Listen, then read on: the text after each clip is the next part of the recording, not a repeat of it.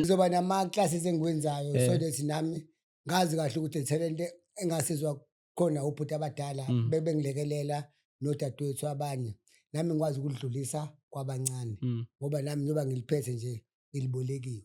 Oh Yes, yeah. yeah. Ubuthi ulibolekiwe leli phupho leli mhlawumbe ungasho ukuthi uchaze ngokuthini? Phela okunye abadala bakuphi ngoba bebekuphuca baye bekuboleke, yabo? Laba abangabonwa ngamehlo enyama, then bese ngithi mina laba abasifundisile njengokuthi mhlawumbe umuntu uthe uma eqala kwi-industry ngena siqale ukusebenzisana nobaba uMbongeni Ngema, yabo? uDumile Sarafina, then uthe umuntu uma eqala siqale e-Library House. It was 1999 if I'm not mistaken. Then from lapho sakhula ngasebenza nobaba Edmund Mhlongo se-K-Cap, ngasebenza no-Caroline Smart eNgamula, ngasebenza no-DP ofundisa i-DUT. Then ngakhula nami up until ngiphinde ngibambele ulayini wami wama-auditions lo owangigaya lolu hambe sengize ngahamba ngafika khona. uNkulunkulu emuhle njalo waba ngakumina ale ngathi audition ngathatheka kwaze kwaba namhlanje njengoba ngisakhona ku-SABC 1 National TV Uzalo. Yes. Ngoba ubuka nje ubu-reflector from 1999 wawucabanga ukuthi uyokuhlala amasizini, bengibuka mina amasizini sengikubone kuwona kulo a-more than 5 manje. Ngiyathemba ukuthi mhlawumbe yes-5 noma yes-6 kuzalo sina 12 years if I'm not mistaken.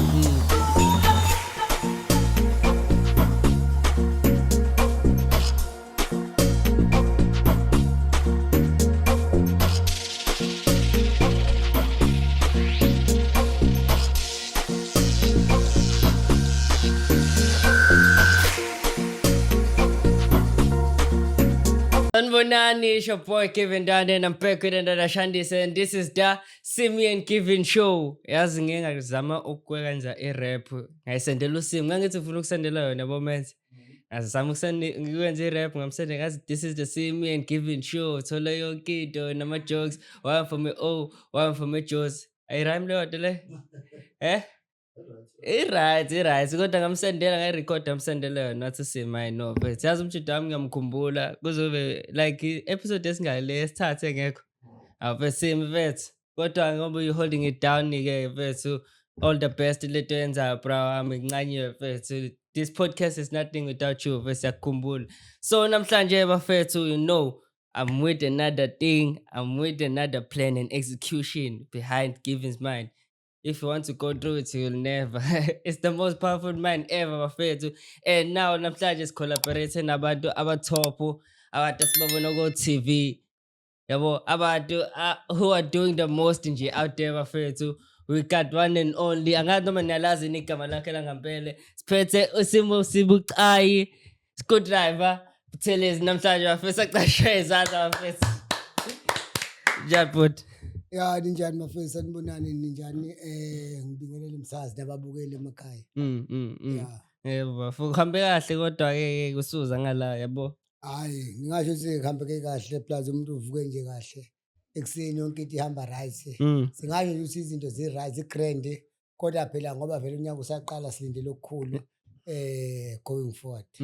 Khona ezinye izinto engisabona na ngoba usho nje ukuthi unyaka usaqala khona izinto sayihlanganisa nawe nje yabo njenge-creative laziwayo lusasazi mhlampe bo. Ya ngingasho nje ukuthi mhlampe ngiqale ngisho ukuthi igama lami uSimo Sibucayi Nkululekeze Buthelezi. Then kulo nyaka lo ngithe ngiyafuna ukuthi ngivakashele e-studio, one of izinto engizofanele ngizenzile. Then sazoba ne-podcast yami as a Screwdriver. Shout out. The industry is growing, man. Yeah, okunye ngizoba nama-classes engikwenzayo so that nami ngazi kahle ukuthi talent engasizwa khona ubhuti abadala bebengilekelela nodadewethu abanye, nami ngikwazi ukudlulisa kwabancane ngoba nami njengoba ngiliphethe nje ngilibolekiwe. Oh yeah. Yes, yeah. Ubuthi ulibolekiwe leli phupho leli mhlawumbe ungasho ukuthi uchaze ngokuthini? Phela okunye abadala bakuphi ngoba bebekuphuca baye bekuboleke, yabo? Laba abangabonwa ngamehlo enyama, then bese ngithi mina laba abasifundisile njengokuthi umuntu uthe uma eqala kwi-industry ngena siqale ukusebenzisana nobaba uMbongeni Ngema, yabo? uDumile Sarafina, then uthe umuntu uma eqala siqale Library House. Yeah. It was 1999 if I'm not mistaken. Then from lapho sakhula ngasebenza nobaba Edmund Mhlongo ose-K-Cap, ngasebenza no-Caroline Smart eNgamula, ngasebenza no-DP osifundisa i-DUT. Then ngakhula nami up until ngiphinde ngibambele ulayini wami wama-auditions lo owangigaya lolu hambe sengize ngahamba ngafika khona. uNkulunkulu emuhle njalo wabanga kumina ngale nkathi audition ngathatheka kwaze kwaba namhlanje njengoba ngisakhona ku-SABC 1 National TV Uzalo. Yes. Ngoba ubuka nje ubu-reflector from 1999 wawucabanga ukuthi uyokuhlala amasizini bengibuka mina amasizini sengikubone kuwona kulo a-more than 5 manje. Ngiyathemba ukuthi mhlawumbe yes-5 noma yes-6 Kuzalo sina 12 years if I'm not mistaken, of which kulokho kuwumusa nje kukodwa, ngingasho kanjalo, but okuye nokunye kuyaba ukuthi indlela owenza ngayo nawe if unikezwe lelo thuba khona akulula abantu behlele bebuka bethi kulula akuyonto elula. Ingakho bathi uyakwazi ukuthi uhole kube kulula ngabe ukwenza mahhala, but ngoba uyakhokhelwa khona, so kusho ukuthi kunendlela ufuna udlule kuzona, ufuna uzenze, so kune-script ufuna usireheze bese uyasiperforma. Umuntu angabuka udlulela ku-TV kanti as if wena uyazenzela kanti uguide i-script nawe bese ufaka ama-improvisation akho, ukhulisa i-character, understand i-character bayo as an actor. So kuzalo you started as an actor kahle kahle mhlawumbe for how long yabo? Wasubona na ukuthi hayi noma sengi-ready noma? Mina first uma saqala nje ngale nkathi siqala besingenawo ama-characters but bese kwi-background bese ama-background actors.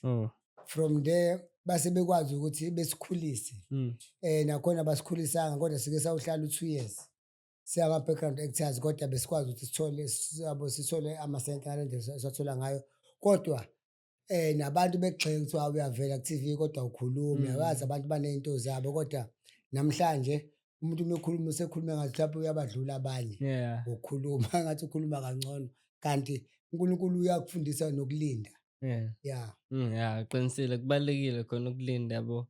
Ufunda nokuningi ekulindeni kwakho usalinde kanjani. Ingakho nami noma ngithanda nje ukwenza i-sports sathi ngenza i-fishing, ukudoba noma ngabambanga ngoba ngifundisa ukulinda, yabo lonto phinde ngihambe yabo. So izinto ey'kanjalo izinto zozona zinto ezinye izinto engizikhonzile ukuzenzela ingadi into engizoyibona mina ngikhonze into angazi kanjani asifani, but umqondo wami ungashesha, but nangendlela yokucabanga ngayo yabo, ngoba phela ukudoba esinye i-sport esimnandi yabo, uyalinda kodwa uyabona ukuthi uzowina futhi uma uwinile uwinile, uma uhlule uhluliwe. So kokunye nokunye kwi-industry sibaningi esibiziwe kodwa sibancane esithe uNkulunkulu wasikhetha, hhayi ngoba nathi sazi, hhayi ngoba singcono kodwa ngomusa wakhe yabo. Ngingasho mhlawumbe ngigcine lapho kwamanje. Amazwi abalulekile futhi lawo yabo, mhlawumbe ungawa-spit out of the world khona abanye abantu abazobe belalele besho ukuthi yabo Screwdriver nami ngiyafisa ukuba njengaye, kodwa lezi zinto esengizizwe manje zingenza ukuthi ngimotivate ukuthi ngiqhubeke noma kunzima sometimes.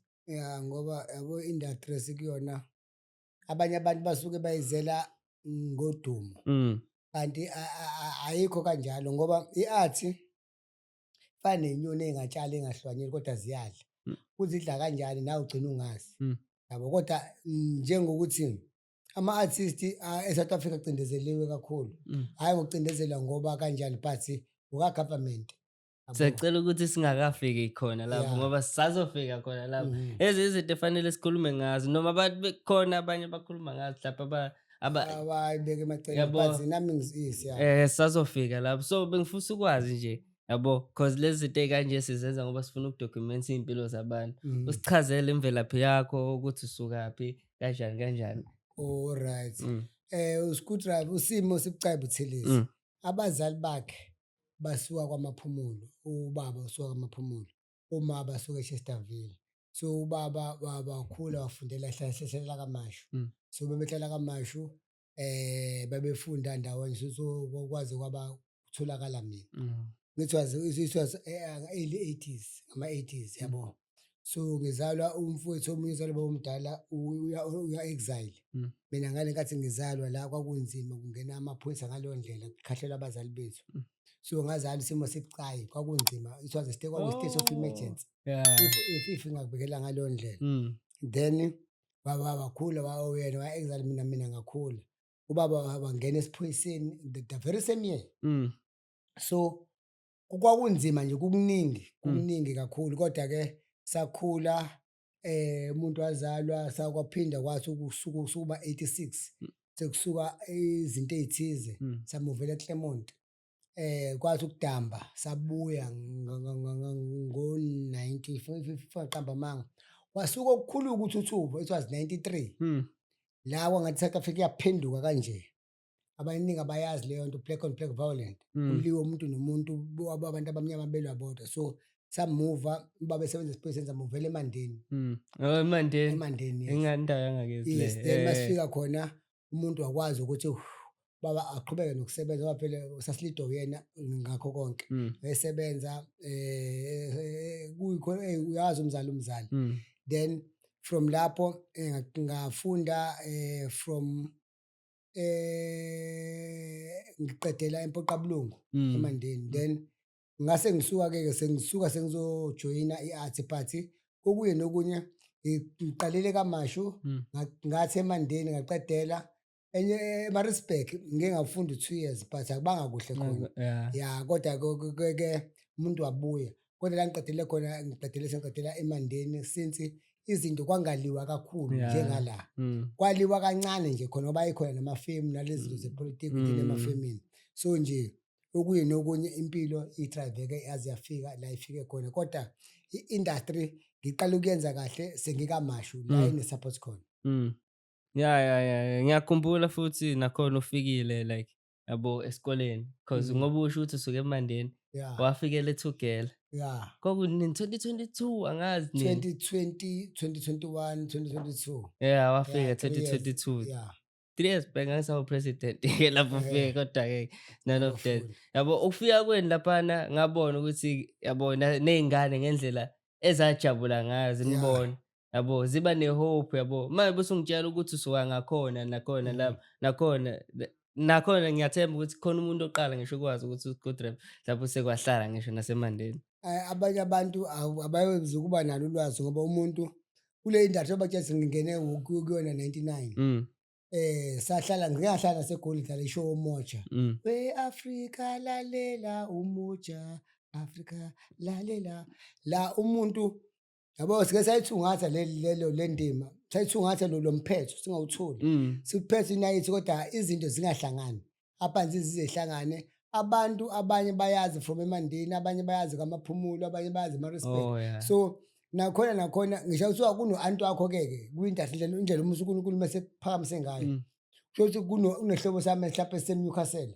Bangafika khona bethi wala Newcastle. Just because abantu bafuna usondela eduze kwento enhle, yabo. So nje ngingasho ukuthi eMandeni khona inama-artist amaningi. Engiqambela amanga bakhona oKhathaza, bakhona oKentaki, bakhona olengane leyo uNokuthula. Inama-artist even amanye engeke ngize ngiwabale wonke. Kodwa nje ngingasho ukuthi icishe ibe unumber 3 kuma-district eprovinsini ukuba nama-artist a-represent e-province. Ibalulekile futhi naleyo nto le yabo, because lezi izinto besingayiboni isikhula lezi yabona. Ngoba sikutshele ngiseMandeni uMrozo usedokodweni andilembe. So lokho uhlala ugcina usu-understand ukuthi okay laba abakhulu bayikhulisa. Kunabantu abakwazi ukuyikhulisa indawo ngokwenza imisebenzi yabo mhlawumbe ekwi-spotlight. Emihle futhi. Emihle. Mhlawumbe besifuna ukudayivina-ke mhlawumbe usitshele mhlawumbe ukuthi ubani-ke i-scoot driver-ke from like i-TV. Le simbona nje kuzalo bese abantu bejabule behleke. Mhlawumbe wena ungamchaza ukuthi umuntu okanjani so biography yakho, u-scoot driver umuntu okhule ehlala nogogo wakhe. Emehlala nogogo wakhe. Abazali bakhe ngathi bashona ngale nkathi ingculazi sa-introduce ngalesi sikhathi sakudala, yabo. So ukhula nje senogogo kodwa manje akanayo ama-opportunities okufunda.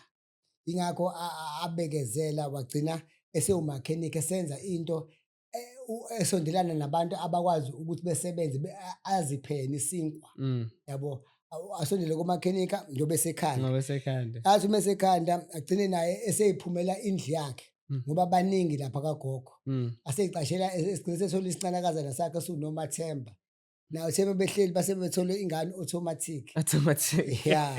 So lapho ngingasho mhlawumbe ngithi u-screwdriver umuntu ohlala endaweni esemjondolo njengosibu ohlala lapha eKhuvukuland. So umuntu oyiherizelayo kodwa onephupho elikhulu yabo elijomba from eko-4 room lajomba emasubsidini lahlala emhlanga kodwa iphupho lakhe hlale livukaliwa. So umuntu onephupho kodwa izinto azenzeki kahle kodwa agcine zenzekalile ngoba wonke umuntu ophila eSouth Africa unalo iphupho. It's just that alakafezeki. Ububuka kwi-character yakho nje khona mhlawumbe ukuthi yabo ubucabanga abantu esukahlangana nabo empeleni yakho usho ukuthi yazi ngale character engidlala namhla engidlalayo manje ngirepresenta lo muntu kanje engimaziyo engisengambona nawe. Ngingasho ngithi mina even ungabuka hairstyle yakhe nangokwenza kwakhe. U-screwdriver ilo muntu omaziyo ilo mfana ozothi uncle ngicela ukubambela ibhakede ngiwashe le moto vele uzongipha lokho ngipha khona. Bakhona abantu abakanjalo ngoba nosicaphu lalebalile. Uma akafuneka umuntu ongakhotheli elifeni yabo. So impilo ihambe idinga ukuthi wena ikuqhumezele wena uyimotivate wena. So u-screwdriver ilo nhlobo ekanjalo yabo ngoba uzombona ukuthi uyakwazi ukuphilisa umndeni wakhe, uphila uNomathemba, uphila automatic, uphile yena. So umuntu o-responsible kulelo khona akulona ngoba omunye umuntu uzothi responsible kanjani uhlale emjondolo. Lowo mjondolo uma unganethwa ukwazi ukuba nebhodo eliphendulayo kuthoswa nesibindi yonke into right ngasho kanjalo.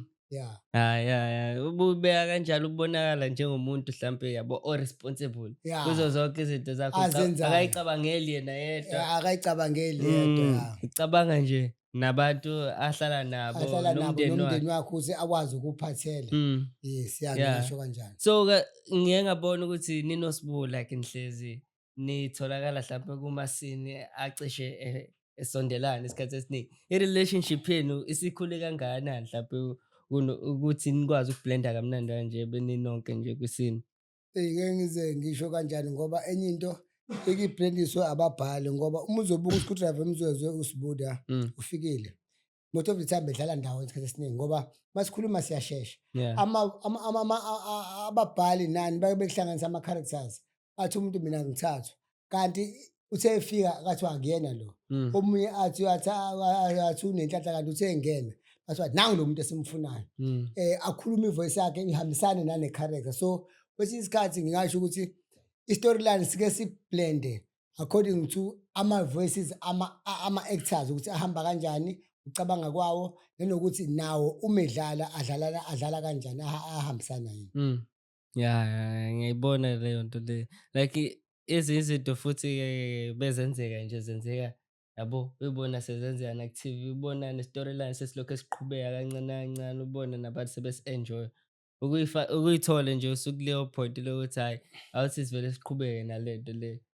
Ngingasho ngithi mina lento ye-storyline abanye abantu abayi-understand futhi ngeke beze be-understand ngobani kufana no-coach ozovela kufake ngo-87 minutes yabo.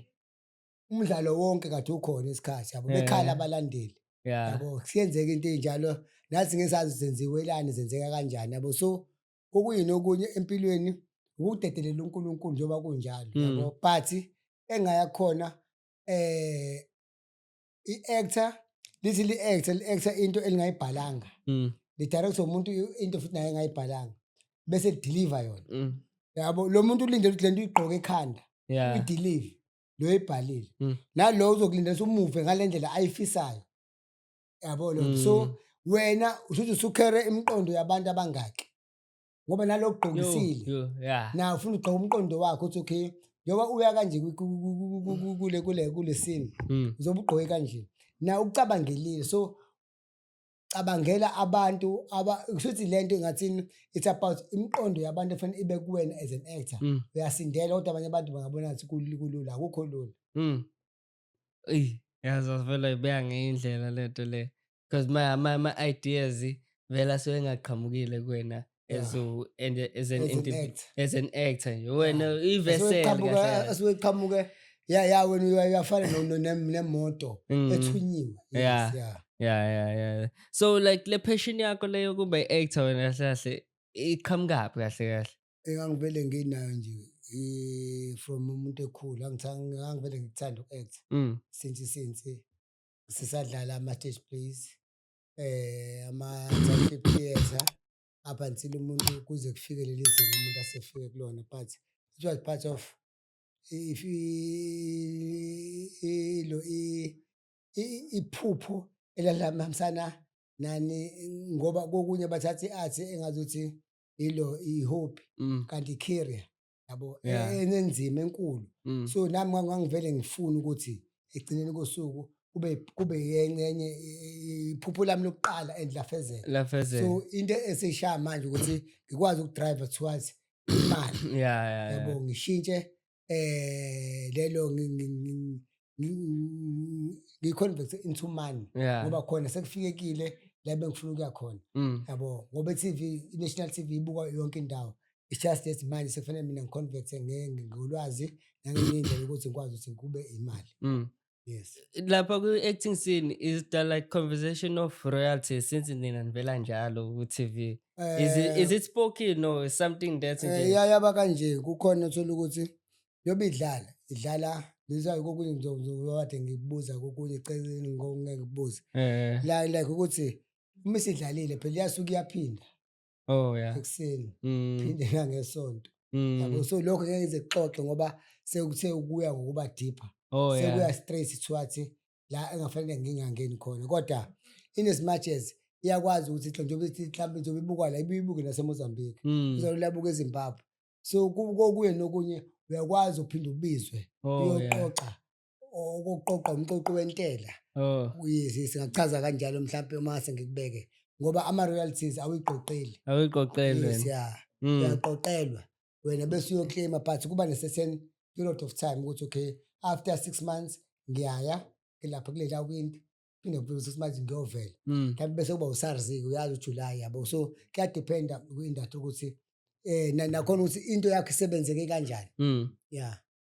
Usakhuluma ngalo nje ozala bo befisa ukwazi ukuthi kunjani uku-actor besides masoja shows yabo nabantu abanjengoBhebicele. uBhebicele usakhona kodwa namanje no? Lapho ngeke ngize ngisho ukuthi kanjani ngoba kwi-industry mina ngizothi uNomathemba wangena mhlambe engadumile. But indlela ashove ngayo udeliver kodwa kumnandi ukusebenza nabantu abama-legend. Abantu abazokutshela ukuthi mina ngo-77 ngase ngisho ukuthi kwakhala nyonini lapho mina ngangakazalwa yabo. So kusebenza ne-legend khona lokho kuyakumotivate ngoba umuntu ubuthe ukhulu umbuka ku-TV. Ngoba umbuka ku-TV ususebenza naye senibukwa naye ku-TV. Senibuka nonke manje. So into kanjalo so ngingatsho nje ngibeke mhlambe nami nalapho. Yes. Yeah, because le career kanje futhi iyadinga nokubekezela isikhathi esiningi ukwazi nokumela nezinto eziqhamuka nayo. Yeah, khona akulula ngalendlela abantu abacabanga ngayo ngoba iyasinda industry. Kusinda wakithi uzohlangana nomuntu engathi uyakweyisa. Athi hawu ngibile nawe ibhasi ngiyalinganisa. Engathi ibhasi akuyona eyomphakathi engathi yakhe yedwa. Wena indlela ku-TV ayikufanele ngoba mhlawumbe noma usufanele uyibhanwe ngeke ngazi ngoba abantu bafisela okukhulu. Kodwa la ngiyakhona ukuthi kuye kusinde kokunye ukuthwalise ngobunzima ngoba ukusuka kwakho nje ukuvakashela isihlobo sakho mhlawumbe nemathuneni la mathuna agcwala kanje la eThekwini afana namathuna aseThekwini namathuna asemakhaya. Ukwazi ududuza abanye abantu bekomunye mhlawumbe ungcwatshe la hawu bebejabule kuba nzima kodwa kuyakwazi ukukhulula kokunye kuyakukhulumela kokunye obekuzoba nzima kuba lula. Kokunye obekulula kube nzima. Uzothi omunye umuntu uzothi ngoba sekuwena into ayithophise nangokwe price. Bayakwenza they do. Uvela uyeke yabo. Manje mhlawumbe uthi wena ngazi imali uyithola ngayiphi indlela into kanjalo.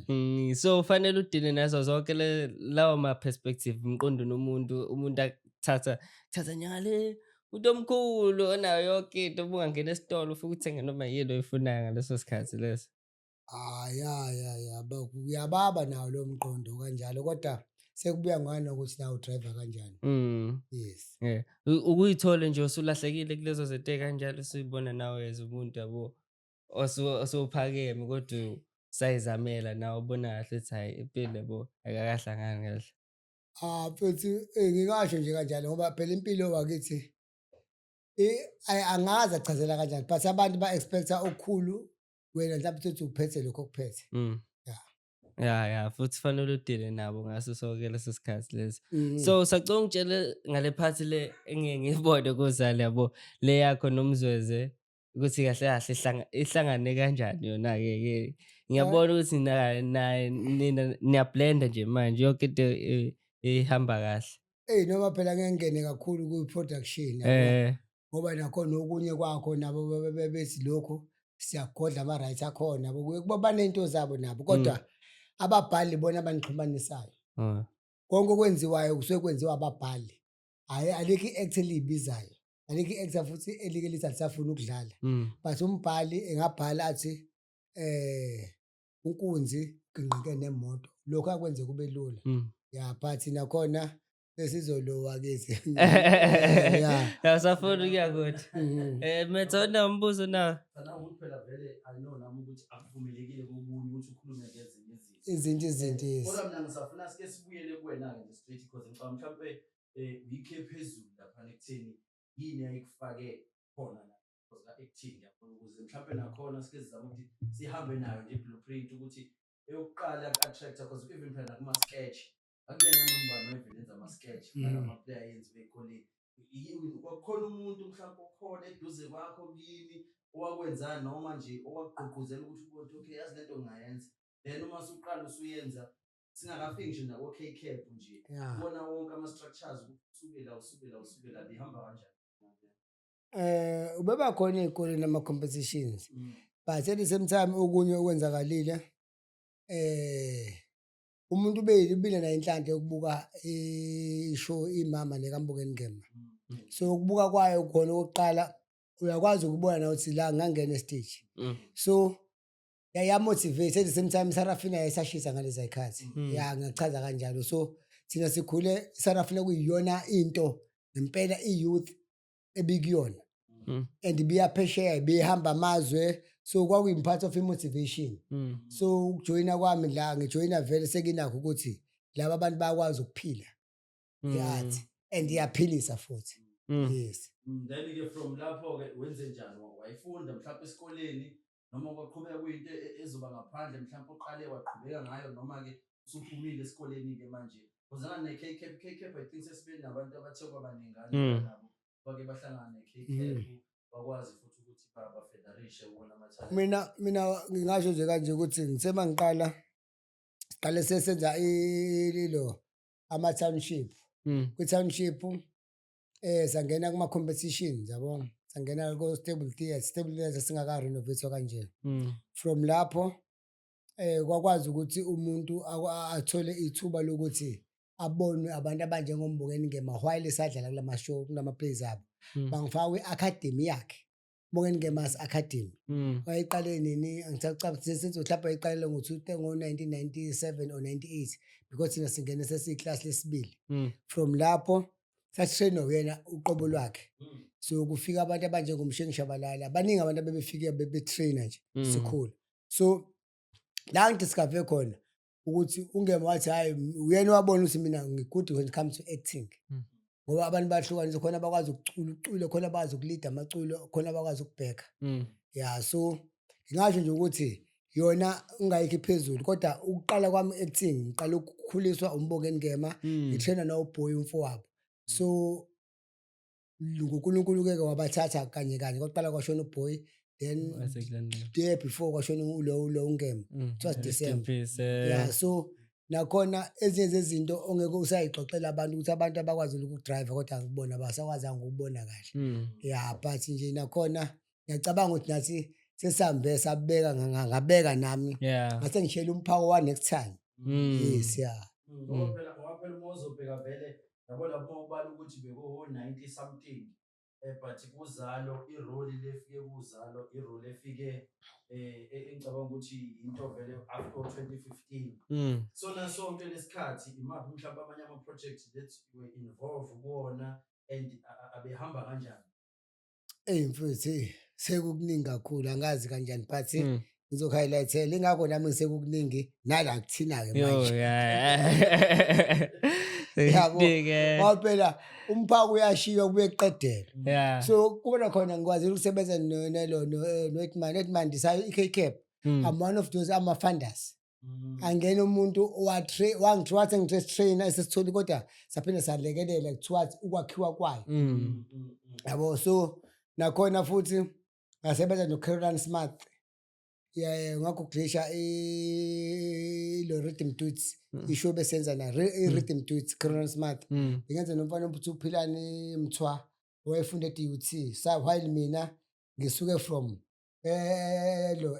ku ground yabo mina siwazi ngisuke nje lokushini kodwa ngakwazi ukufunda ngendlela phela ngeke ngisebenze noma ngemopho udokotela kungayona ilecture le lecture so kube kuningi khona engihlangana nabantu abaningi aba-understand acting especially ingamula zayi-understand acting kakhulu yabo uphuma esandleni sengamula uncane uthi umuntu engathi ungadropha ku-acting ngoba ingamula za-actor zifika zona la zithatha umhlaba so bengizocela mhlawumbe nami ngesizoze nje kanje sibe sishiyele umkhosi bafana bakithi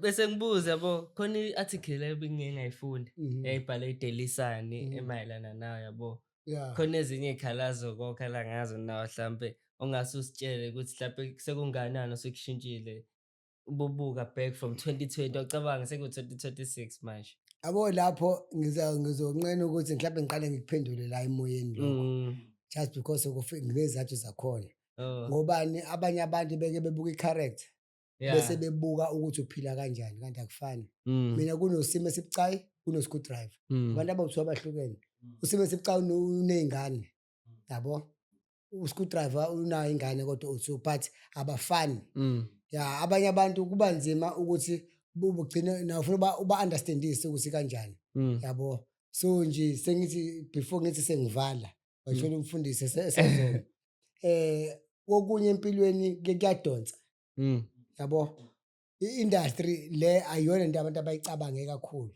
ikona but udumo ikona but sithi udlula usuku nosuku noma ngisazosuka la abanye abantu bafuna uhleke noma ungasafuni one uphethwe izinyo uthenga amaphilisi athi umuntu ubeke yabo so kuba kuningi khona noma ngeke ngize ngikubeke but sengathi mina mhlambe going forward ake sibe no past 2 towards i-life so that sizokwazi ukuthi okunye ngikuprepare kahle ngoba nami ngicabha ukuthi uzothi nje but ngiyabona ukuthi siyaphansi and futhi ngifuna ukuthi nami ngingayidlulisi ngenye indlela kufanele okunye ngihlaziye ngivakashele ililo yethu yasesipanini ngazi ukuthi ngiyaxoxa ukuthi angikuxoxe but okunye-ke kwi-industry ngeke ngaba kulo kwi-trade union creative workers union yama-artist so ngingathi ukuhola nakhona okunye engazi ngikusho lokho ngeke ngaleta ama-artist wathi ngathi ngaleta even nakwi-province so okunye kwezinto sikhuluma ngama-right ama-artist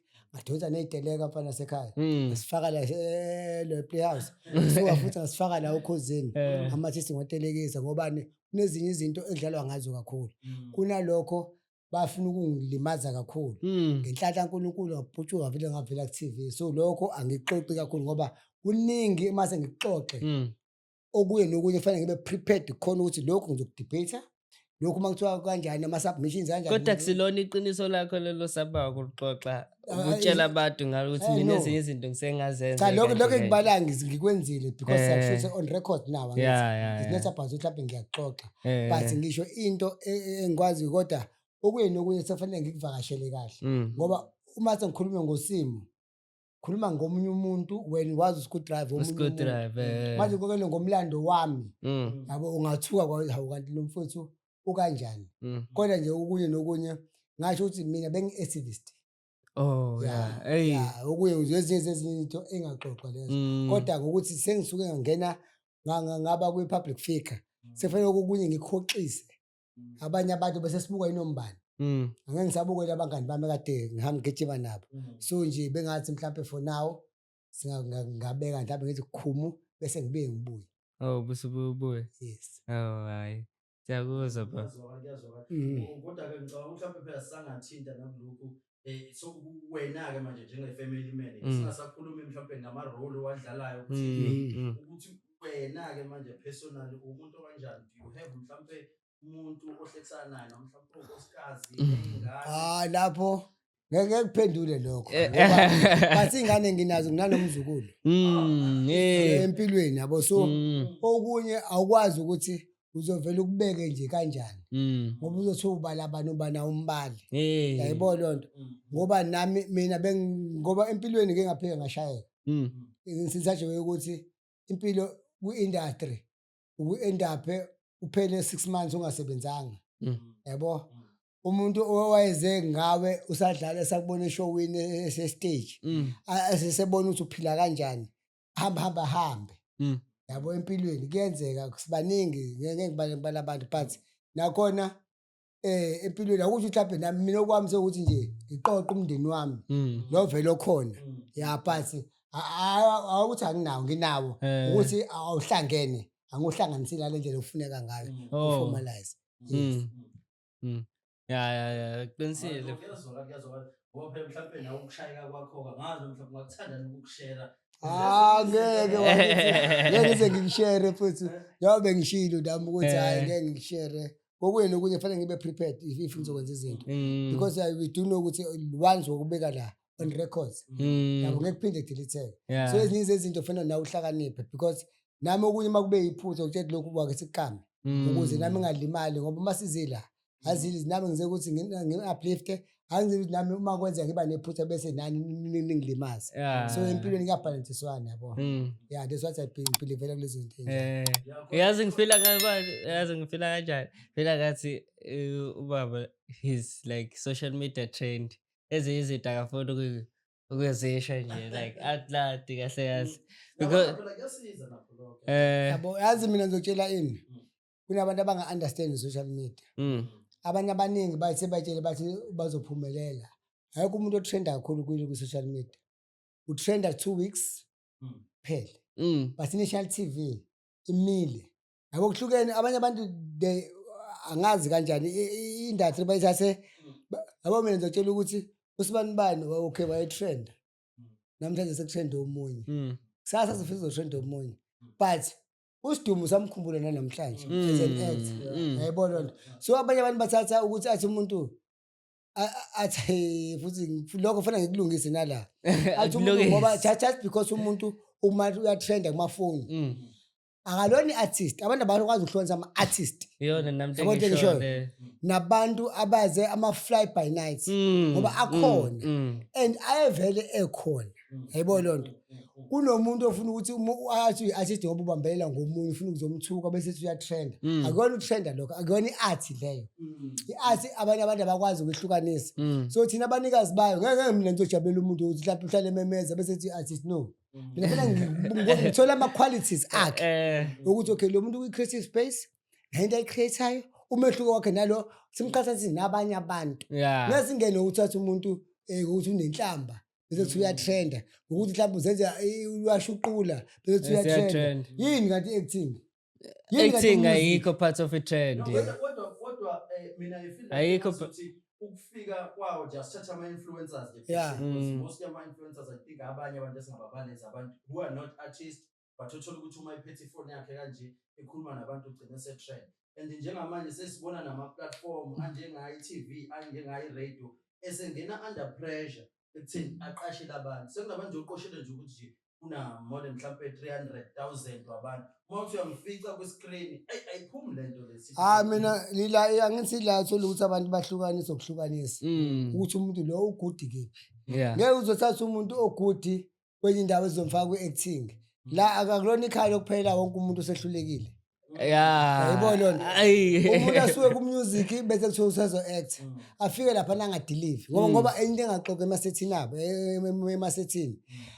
ngale ngathi eyishuthi uyayilawula uma sezoshuthwa laphana akasakwazi uma sewakameka kanje so kuba kuningi akafunda iscript yenzela ukusho noma yini so akwazi ukuthatha into enzosenza professional uzothi kanjani mina umuntu othi uya trend okay ngiwa-trend is fine ubuke abantu abakubukayo but ngeke mina ngikuregard as ukuthi usuyi-artist ngokuthi uyatrenda yabo leyo nto uhlala uvela wena ukhuluma mhlawumbe yabo lesi mhlawumbe ngeke ngithi nje kufuna ukwenza typical example ukuthi mhlawumbe uvela njalo uyalima mulima unezinto oyishoyo bese ngizothi i-artist fanele ngimbeke stage lo muntu for what ngoba yena uright kumulesi space social media se-trend but ngeke ngize ngizothi i-artist but ngingasho nje mhlawumbe ukuthi kokukho konke kodwa ngisho ukuthi ngiyababulalela okwabo but at the end of the day nathi as abantu ngoba lento yokulimaza kusenze kulimaza wena kuthiwa nengane yami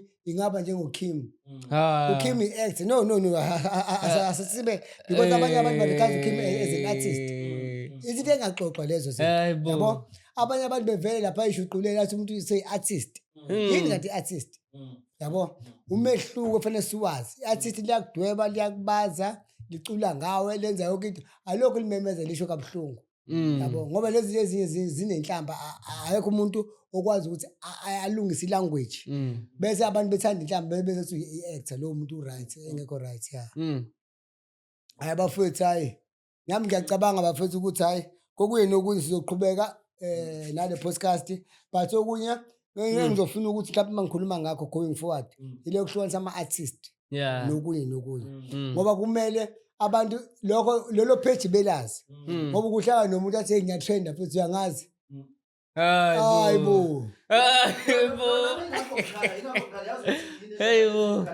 but kwayo vela ama-influencers nama-artists ngoba njengamanje uma ubheka ngempela even ngisho ama-production amaningi ase-under pressure because la abanye ngisho befika kuma-audition asenje bayafika la e-Bed Center niyafika niyabathatha yena ngoba udumile unabantu bakhe and bayayithanda lento ayenzayo uzogijima kuqala athi uchatho lenziwe laphana bafuna ukuthi noma befika somewhere umuntu anikwe special treatment una 500,000 followers on Facebook ungaba na 500 followers but ungenayo ile talent khohlwa so unye nokunye kunezinto ezenziwa uyawezi oPrenda Fassie babazi banama talent mfazi omnyama wazi une talent so angikwazi ukuthi mina ngizodlula osabadala obhuti abadala so mina ngathi ngazi kahle uSidumo wayene show ukuthi une talent nolaqhasha so kokuye nokunye abanye abantu afuna ukuthi omunye athi ngoba u-influencer athi woza shoot nawe ngithi mina lalela angifuni ngoba wena ufuna ukukhuphuka ngami mina vele mina senganyuka le wena akayihambi lese ngihambile ngiyatshela mina ukuthi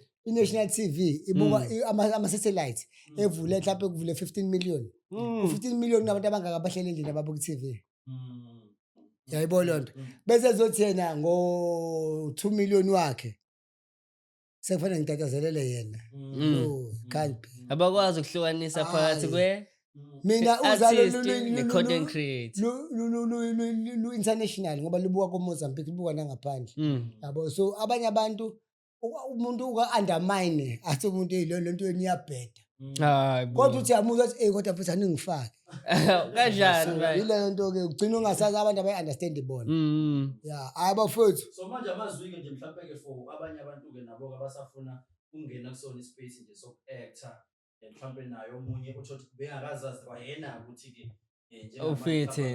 ufithi kangakanani ungamnika maphi nje mhlawumbe amazwi ama-advice mina mfethu bengathi nje mhlawumbe kukho konke kunokunye into yokuqala lento iba ubizo ifana nokuba isangoma so if ingekho kuwena ngaphakathi awukwazi ukuyiphoqa that number 1 ngoba nizofuna uyibekezelelele ngendlela yesiphiwo isangoma ke kuthiwa yabo if ever uyi-artist ke kuthiwa ufuna ukuyosebenza kusho abantu bakini so yini lento yenzayo lento yakunikeza imali yabo but la esikunikeza khona imali ibe idlulele futhi ngoba ngisho ukuthi akuyona yethu siphiwe isiphiwo vele into sokuyiphiwe kodwa bayakwazi ukuyithatha if ungayisebenzisi ngendlela right ekuyiyona so mina ngathi kumuntu ofuna ukungena angacabangeli imali angacabangeli ukuduba kodwa acabangele i-career ile acabangele acting ngoba ibona abantu abaningi basuke befuna ukuduma i-pressure bafike bebe nayo once wafuna ukunaka lokho uyahluleka ukunaka ilo bese kuzothi once wapholisha kahle ithalente lakho ila elikwazi kahle ukukunikeza udumo. Kodwa wena uzofuna udumo uzophambana nelo nokupholisha ithalente lakho libe sharp. Yeah, bengasho kanjalo sonke umuntu menza into ayenze ukuyimisela na ukuthi afake wonke amandla akhe. Yes. Yeah, ngiyezwa nangendlela odeliver ngayo nje le powerful message to wonke umuntu olalele oyi-real artist futhi not talking Yeah. about abantu Abama-trend nakhona futhi abama-trend. babazi ukuthi bayasatshwa Yeah, yabo, manje. trend hayi. Hawu, sekufaka umuntu otrendayo- manje kumkhothamele-ke Ngiyabona ukukhothama ngoba bakhona vele abathanda ukuba yikhulu. Kunabantu uthola ukuthi bahlulekile ayada le 4 days. Hambe khukhumala la kanti abantu abakamazi. abakamazi.